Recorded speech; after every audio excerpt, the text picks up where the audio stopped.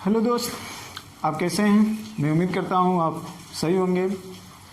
एक नए वीडियो के साथ, मोटिवेशनल के साथ आपके सामने फिर उपस्थित हुआ हूं मैं एक वीडियो को लेकर। इस वीडियो से भी आप प्रेरणा लीजिएगा, इसको ध्यान से पढ़िए और समझने का प्रयास करिए। ठीक है, तो आइए हम इसको पढ़ते हैं और समझने का प्रयास करते हैं। एक साहसी, सहनशील व अभायुक्त व्यक्ति, ठीक, जितना समाज और प्रकृति से सीख लेता है उतना अभाव रहित व्यक्ति नहीं। अभाव रहित व्यक्ति नहीं, अपवाद को छोड़कर। जो जितना ज़्यादा सीखेगा वह उतना ही बड़ा मोटिवेशनल होगा। मोटिवेशन वह है जो राई को पर्वत बनाने की क्षमता रखता हो। जी हाँ दोस्त, आइए इसके भावों का एनालिसिस हम करते हैं। देखिए दोस्त, इस दुनिया में बहुत सारे ऐसे आदमी हैं जिनकी जीवन एक समान से होकर नहीं गुजरती है। कुछ लोगों का जीवन एक तरीके से अभाव युक्त होता है। अभाव युक्त का मतलब संसाधनों से विहीन होता है। और दूसरी तरफ वहीं कुछ व्यक्ति का जीवन अभाव रहित होता है, यानी संसाधनों से भरा हुआ रहता है।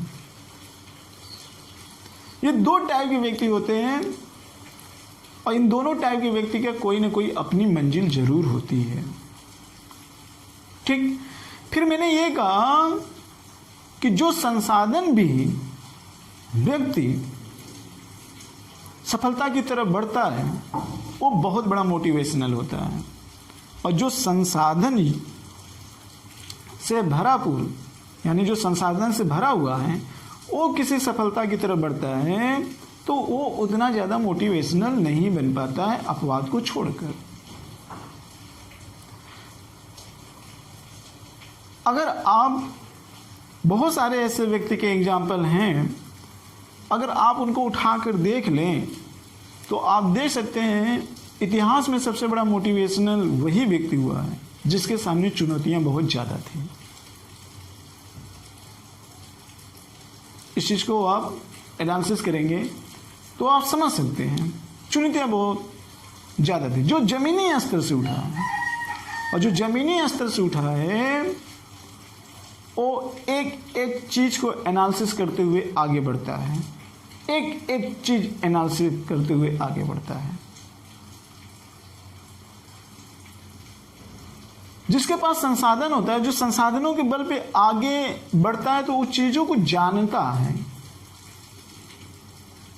उस चीजों को जानता है, लेकिन आत्मसात नहीं कर पाता है मंजिल की तरफ। तो इस दो टाइप के व्यक्ति को आपको याद करना होगा, एक ए टाइप के व्यक्ति को और एक बी टाइप के व्यक्ति को। एक अभाव युक्त व्यक्ति है और एक अभाव रहित व्यक्ति होता है। ठीक है दोस्त, अभाव रहित, एक अभाव रहित व्यक्ति होता है। तो ये उतना ज़्यादा मोटिवेशनल नहीं हो पाते हैं लेकिन जो अभाव युक्त व्यक्ति सफलता की तरफ जाता है और सफलता को प्राप्त करता है, तो ये बहुत बड़ा मोटिवेशनल होता है, यानी कि प्रेरणा का स्रोत होता है। एक तरीके से ये स्रोत होता है। ये ज़्यादा से ज़्यादा माध्यम बन सकते हैं, माध्यम बन सकते हैं, लेकिन स्रोत ये होता है। और मोटिवेशनल वो होता है जो राई को पर्वत बनाने की क्षमता रखता हो। इसका मतलब क्या है? इसका मतलब ये है कि विभिन्न प्रकार के आने वाले समस्याओं एवं चुनौतियों का वो डट कर सामना किया, और जो जो उसने एनालिसिस किया और उस एनालिसिस करने के दौरान उसने जो जो चीज़ें सीखा, वो चीज़ें उसने अपने व्यवहारिक जीवन में उसको अप्लाई किया।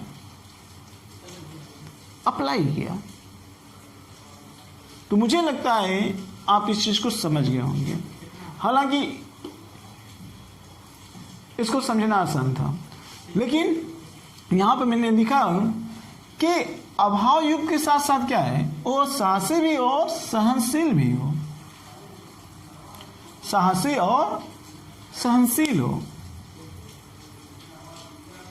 अगर बहुत सारे ऐसे व्यक्ति हैं कि उनके सामने चुनौतियां आती हैं लेकिन वो उनके अंदर सहनशीलता नहीं होती है, वो भटक जाते हैं।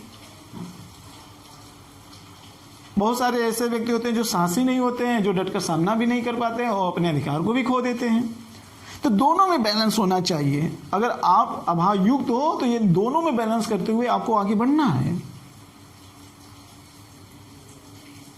आपको अपनी न्यूनतम आवश्यकताओं को बनाने के लिए कुछ कार्य ऐसे होते हैं कि जहां पर आपको अपनी साहस दिखाने की जरूरत पड़ती है, वहां पे सहनशीलता से काम नहीं चलता है।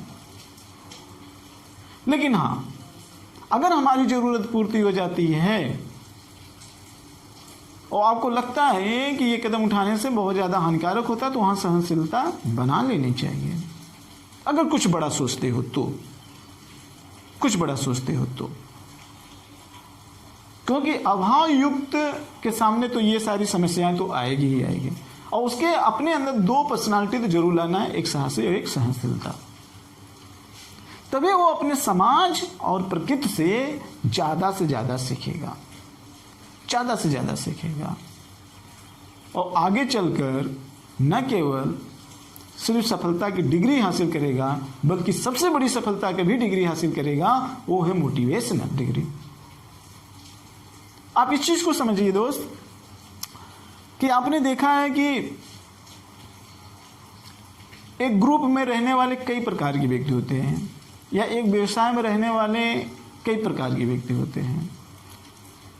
तो एक व्यवसाय में रहने वाले तो कई व्यक्ति होते हैं। मान लेते हैं कि बहुत सारे डॉक्टर होते हैं, मान लेते हैं बहुत सारे IAS ऑफिसर होते हैं। तो इस तरीके के कई ग्रुप होता है।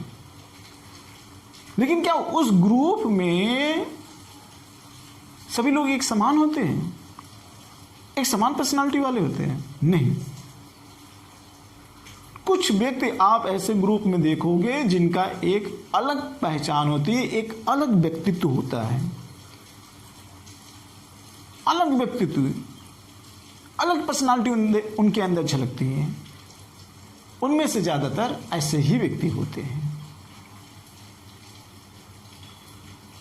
लेकिन यदि वो तमाम प्रकार की चुनौतियों को सहकर वहां पहुंच गए तब, तो मुझे जहां तक लगता है कि ये वीडियो आपको पूरी तरीके से समझ में आ गया होगा। नेक्स्ट टाइम फिर मिलेंगे आपके सामने एक नए वीडियो के साथ एवं मोटिवेशनल के साथ। इसी के साथ जय भारत, जय हिंद।